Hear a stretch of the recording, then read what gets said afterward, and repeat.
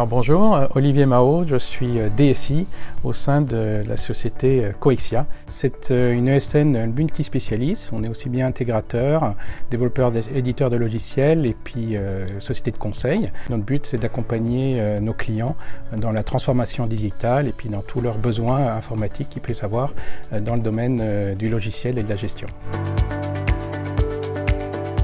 On avait donc des besoins de croissance, on est une société qui est en pleine croissance depuis de nombreuses années, à peu près 15%.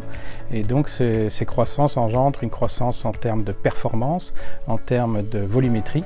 Qui dit croissance dit augmentation du nombre de machines à déployer et des croissances des environnements de développement.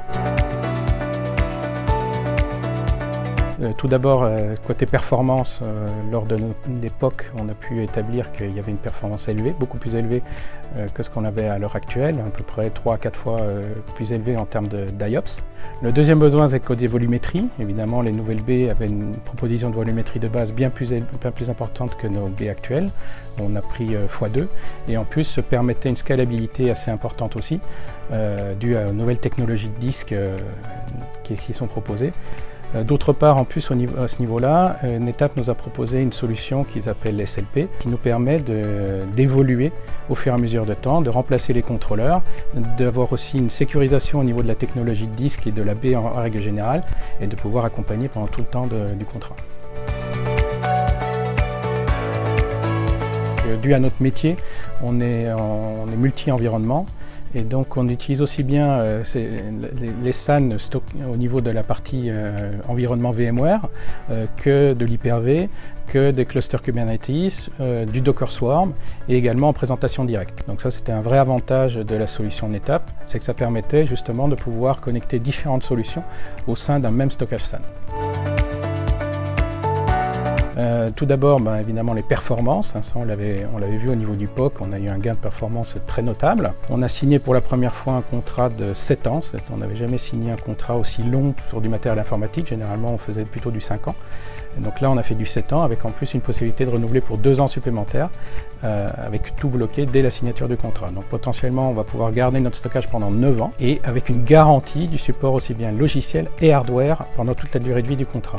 L'autre point qui était très important pour nous, on est une société certifiée ISO 27001 et NetApp, dans ses nouvelles solutions, a amené une vraie couche de sécurité à pas mal de niveaux. Tout d'abord à travers certains mécanismes comme les mécanismes de SnapLock qui permettent de bloquer un snapshot et de le faire immuable. Ensuite à travers des mécanismes de chiffrement de l'ensemble, de tout ou partie des disques. Et aussi un système qui permet de la double administration sur certains composants, c'est-à-dire avec une validation de 2 administrateurs distincts pour effectuer certaines tâches.